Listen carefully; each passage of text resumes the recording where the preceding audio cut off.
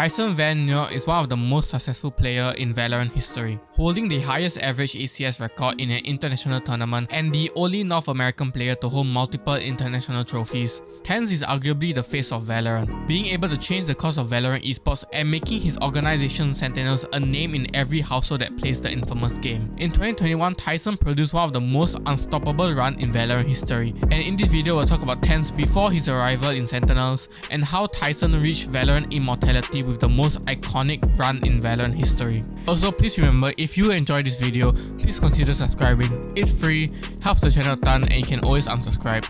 Enjoy! And it all started when TenZ was still playing for Cloud9, when Riot released their latest FPS game Valorant in June of 2020. Cloud9 was looking to establish its name in the esports scene and constructed a team to do so, with one of the players being Tyson Van Neur, previous CSGO prodigy who produced a couple of lackluster results over the course of the 3 months he had played for the team, causing him to be benched from their CSGO roster. With all hope being lost, Tyson decided to pursue a career in streaming, in which he founded some success in. During that time he was away from Counter-Strike, Valorant would be released, where TenZ would eventually find interest in it. However, the moment TenZ started playing the game, there was no doubt that Tyson was the best player Valorant had ever seen. Even as a subpar CSGO player with a rating of 1.07, TenZ put fear in his fellow competitive players because it seemed like nobody was better than him at Valorant. TenZ's aim mechanism was like learning how to ride a bike to him, and gradually he began to climb the competitive ladder and eventually being the first player to reach the highest rank in Valorant, Radiant, within the first few weeks of him actually playing the game. It was clear as day that Cloud9 had a diamond in the rough in their hands,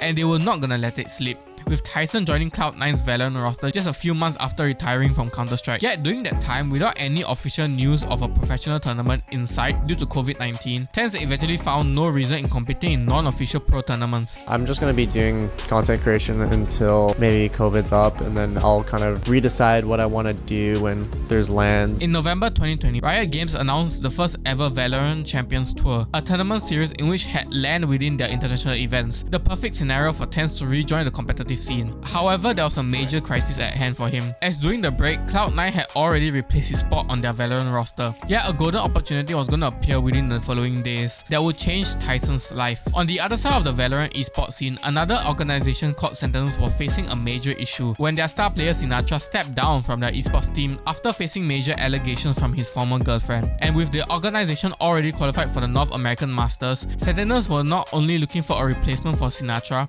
but an upgrade to fill the void left behind. And with the biggest free agent on the market available, Tyson was ready to prove himself within pro play once again. After thorough talks between the two organizations, in April 2021, Cloud9 decided to loan TenZ to Sentinels for the upcoming Stage 1 North American Masters. With their new roster being assembled, expectations for the team were lenient, given that they had little to no time to practice. Yet TenZ's first ever professional match was piquing interest throughout the entire country, with the amount of viewers peaking at 360,000 people. And TenZ did not disappoint, with him dropping 69 kills, keeping an ACS of 336 while maintaining a positive 15 box plus minus, winning the match in 3 maps. It feels good playing with such an incredible player. Obviously, it's giving me a lot of confidence moving forward. TenZ and Sentinels continued their streak in the upper brackets, as TenZ posted a total of 67 kills, an average 273 ACS, and a positive 15 box plus minus up until the grand final, where Sentinels were to face FaZe Clan again in the best of 5 series. While FaZe had their star duelist Baby Bay holding his own, the collective effort of Dapper and TenZ were too much for him, as FaZe fell in a 3-map sweep as TenZ won his first ever tournament he had ever participated in.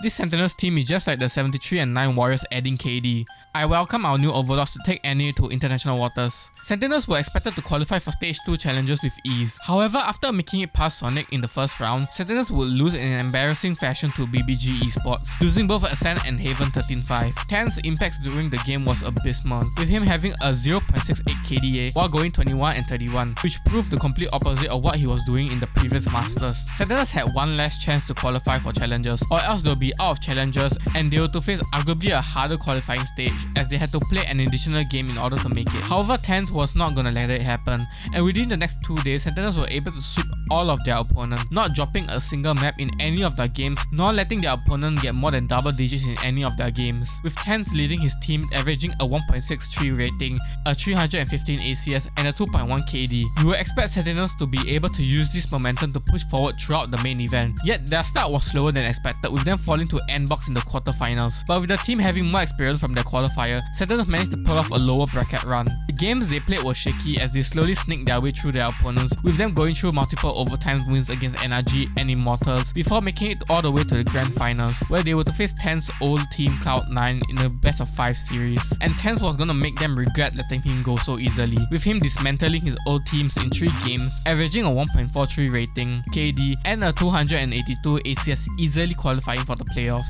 They were one step closer towards Masters Reyjavik, yet Sentinels were going to have harder battles ahead of them as they had to compete against new teams from Challengers 1, with recognizable names Envy, NRG and 100 Thieves standing in their way. After defeating version 1 with ease, Sentinels were to face 100 Thieves, the number 1 team coming out of Challengers 1, and the winner of the first ever Valorant tournament in North America, First Strike. 100 Thieves proved themselves to be the toughest opponent Sentinels was to face, with Sentinels taking the lead with a closely fought first map, winning 13-11. Yet, when it came time to close out the series, 100 Thieves punched back, with them winning Icebot 13-3. With a map 3 hanging in the balance and all the momentum against them, TenZ wasn't allowing them to go to the lower brackets, with him posting 20 kills, a 352 ACS, and a positive 10 box plus minus in the final map, sending Sentinels to the upper bracket finals.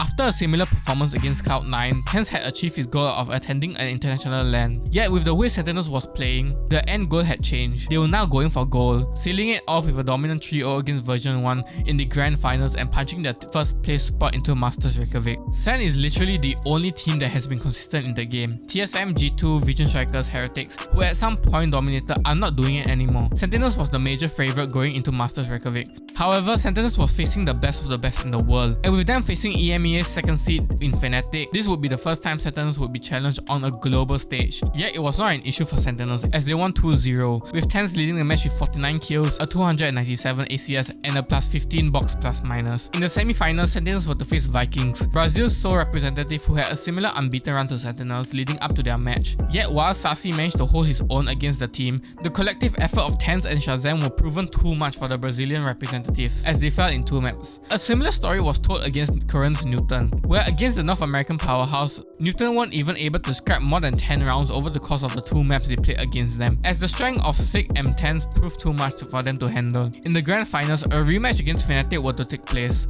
with the European team making a lower bracket run in order to get their revenge. Yet this was when TenZ showed the reason why he should be regarded as the best player in the world, and he made sure to make a statement. Over the course of 3 maps, TenZ would have the best game in his entire career, getting 79 kills, a positive 18 box plus minus, and recording the highest average ACS in an international tournament, which still stands to this day of 289. I was getting annoyed. I noticed that he got like 30 kills on almost every game. On Buy, I remember him absolutely crushing us on Reyna. TenZ became the first ever international champion, but also managed to capture people's heart all across the world, with people online crowning him the unanimous MVP out of not only the grand finals, but the entire tournament itself. It was clear that TenZ was the best player in the world, and the hefty $1.3 million buyout Sentinels paid Cloud9 was a small price to pay for the then and current face of Valorant. While Sentinels did fall off heavily after this tournament, the cultural and social impact he had is the reason why he was and still is the most popular player of all time in Valorant.